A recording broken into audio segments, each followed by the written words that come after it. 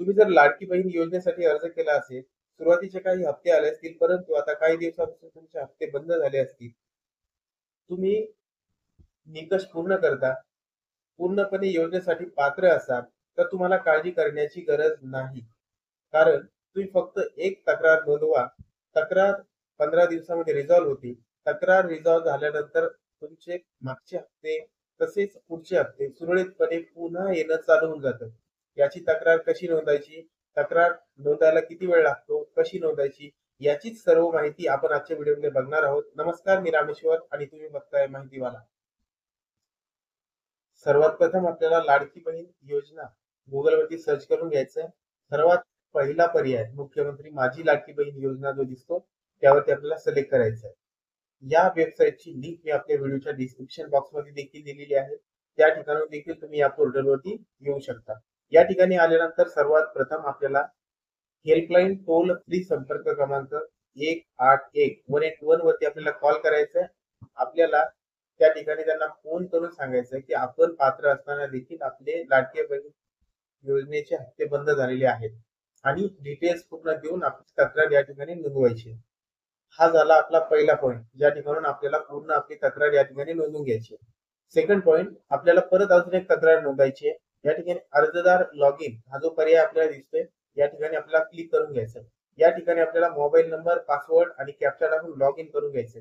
आता mobile number आणि password कोणाचा टाकाल, तर ज्या व्यक्तींनी लाडकी बहीण योजनेचं जे पोर्टल होतं त्यावरती ज्यांनी ज्यांनी अकाउंट क्रिएट केले होते त्यांचाच मोबाईल नंबर, पासवर्ड वापरून आपल्याला लॉग इन करायचं. त्यामध्ये कोण आलं, त्यामध्ये अंगणवाडी का सेविका असतील, काही व्यक्तींनी पण या ठिकाणी अकाउंट क्रिएट केले होते, काही सीएससी सेंटरवाले असतील, सेतूवाले असतील. या सर्वांचं लॉग इन वापरून आपल्याला या ठिकाणी लॉग इन करून घ्यायचंय. आता जर तुम्ही नवीन खाते निवड, खाते तयार करा किंवा क्रिएट अकाउंट वरती गेला तर आता ते अकाउंट चालणार नाही. त्यामुळे अगोदर यापूर्वी ज्यांनी अकाउंट क्रिएट केलेत त्याच ठिकाणून आपल्याला या ठिकाणी लॉग इन करून घ्यायचं. मी या ठिकाणी लॉग इन आयडी म्हणजे मोबाईल नंबर आपला टाकतोय.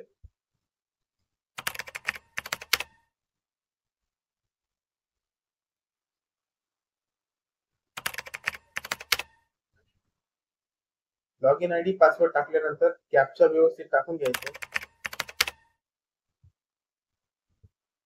आता मोबाईल नंबर, पासवर्ड आणि कॅप्चा व्यवस्थित टाकून घेतल्यानंतर आपल्याला जे लॉग इन बटन दिसेल त्यावरती क्लिक करायचं. आपण बघू शकतो की लॉग इन सक्सेस म्हणजे आता लॉग इन झालेलं आहे आणि हे लॉग इन झाल्यानंतर आपण वेगवेगळे पर्याय आपल्याला या ठिकाणी दिसतील. या लॉग इन वरून जे यापूर्वी अर्ज करण्यात आले ते आपल्याला या ठिकाणी बघू शकतो. आता याची सूची आपल्याला दिसते.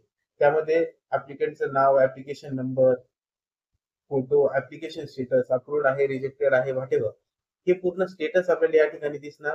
तसेच ऍप्लिकेंटची डिटेल्स जर बघायची असेल, आपण ज्यावेळेस फॉर्म भरला होता नोंदणी करताना त्यावेळेस त्यासोबत डॉक्युमेंट कोणते जोडले, अर्जदार कुठला आहे, कुठून आहे, आधार नंबर, अकाउंट नंबर, सर्वच्या सर्व डिटेल्स या ठिकाणी असणार. याच्या सोबत उजव्या साईडला जर बघितलं आपण तर त्या व्यक्तीच्या नावाने आतापर्यंत कोणत्या अकाउंट मध्ये किती तारखेला किती पेमेंट, आतापर्यंत किती हप्ते जमा झाले याची सूची आणि याची डिटेल सुद्धा आपल्याला या ठिकाणी भेटून जाते. आपल्याला हे सर्व नव्हता तक्रार जे नंबर मध्ये ऑप्शन दिसते या ठिकाणी हा पर्याय निवडायचा.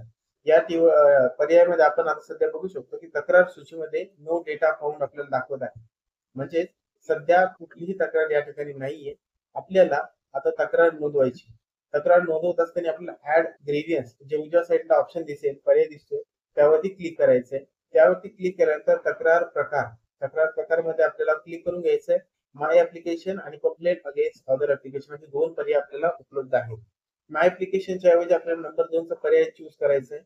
नंबर 2 चा पर्याय आहे कंप्लेंट अगेन्स्ट अदर ऍप्लिकेशन. तो सिलेक्ट केल्यानंतर तक्रार श्रेणी आपल्याला निवडायची आहे. तक्रार श्रेणीमध्ये not eligible applicant is getting benefit, applicant has passed away हे दोन पर्याय सोडून द्यायचे आणि अदर हा शेवटचा पर्याय निवडायचा आहे.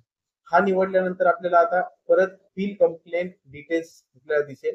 त्यामुळे आपल्या अर्ज क्रमांक आणि नाव आणि डिटेल्स आपल्याला टाकायचे. अर्ज क्रमांक कुठून भेटेल, तर ज्या ज्या व्यक्तींनी पोर्टलवरून अप्लिकेशन केले त्यांना अर्ज क्रमांक मिळाला होता तो अर्ज क्रमांक आपण या ठिकाणी टाकू शकतो.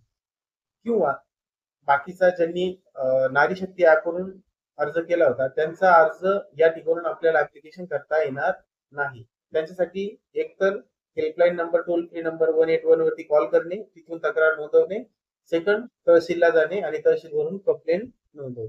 हे दोनच पर्यंतांसाठी उपलब्ध आहे. या ठिकाणी अर्ज क्रमांक, नाव टाकून घ्यायचं आहे, पत्ता टाकून घ्यायचा आहे, जिल्हा जो असेल तुमचा तो सिलेक्ट करायचा आहे, तालुका निवडायचा आहे, मतदारसंघ, तुमचं गाव, हे पूर्ण डिटेल्स भरून घ्यायचे आहे. डिटेल्स भरून घेतल्यानंतर आपल्याला कागदपत्र जोडायचे. कागदपत्र जोडल्यानंतर हे पूर्ण कॅप्चा या ठिकाणी परत टाकून घ्यायचा. कॅप्चा टाकल्यानंतर सबमिट बटन आपल्याला जे दिसते या ठिकाणी आपल्याला क्लिक करायचं. आपली तक्रार या ठिकाणी नोंदवली जाणार. तक्रार नोंदवल्यानंतर आपल्याला परत या तक्रारच्या ठिकाणी यायचंय. ज्या ठिकाणी आता नो डेटा फाउंड आपल्याला दिसतंय त्याच ठिकाणी आपल्याला आपला ही तक्रार ऍक्शन मध्ये आलेली दिसेल. या ठिकाणी आल्यानंतर आपल्याला साधारण 15 ते 20 दिवस लागतात. 15 ते 20 दिवसानंतर आपल्याला जी आपण तक्रार नोंदवली होती त्या तक्रारचं स्टेटस या ठिकाणी रिझॉल्व्ह झालेला आपल्याला दिसेल. रिझॉल्व्ह झाल्यानंतर आपला जो आहे लाडक्या बहीण योजनेचा तो न आलेले हप्ते आपल्याला चालू होतात यायला आणि याच्या मागे जे हप्ते आपल्याला आले नाहीत ते पण वन टाइम आपल्याला हप्ते येऊन जातात. अशा प्रकारे तुम्ही तक्रार नोंदवल्यानंतर लाडकी बहीण योजनेचे जे काही तुमच्या मागचे हप्ते राहिलेले आहेत ते तुमचे रिझॉल्व्ह होऊन ते तुमचे परत कंटिन्यू चालू होऊन जातात. अशा प्रकारे जर तुम्हाला व्हिडिओ कामाचा वाटला असेल, योग्य वाटला असेल आणि माहितीपूर्ण वाटला असेल तर व्हिडिओ नक्की शेअर करा. आपल्या चॅनलला सबस्क्राईब करा, बेल आयकॉन प्रेस करा आणि नवीन नवीन व्हिडिओ असेच आपल्यापर्यंत येत राहतील. नमस्कार मित्रांनो, धन्यवाद.